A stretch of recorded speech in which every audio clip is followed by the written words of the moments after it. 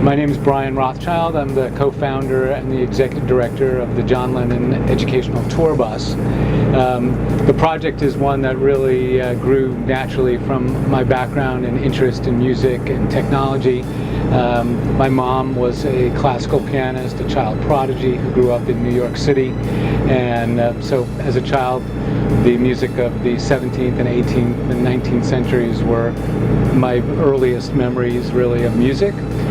Rhythm was always something that I was really attracted to, and as a high school student I put together a recording studio in my bedroom, so that was kind of the earliest first version in some ways of the Lennon Bus. When I graduated from high school, I had already written a couple of children's musicals. I've worked with a children's theater group in downtown Hartford at a church. It was a church group for underserved communities, and I wrote music. Started out actually as their accompanist because I played piano, I played keyboards, and I started out as their accompanist, and then began to write songs and eventually whole little musicals for the students to participate in. So, you know, just in thinking about it right now, I'm recognizing that in some ways I've been doing the same thing for my whole life, in other ways maybe not. But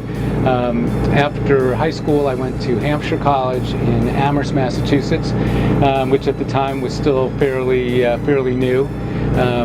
It started in something like 1972. I got there in 1976, and they had an extraordinary recording studio that undergraduates could work in pretty quickly. So within a couple of months I got certified to begin to work in that studio, and there were some great older students and teachers who really mentored me, and even still, I should say as a disclaimer and up front, you know, I'm not an audio engineer.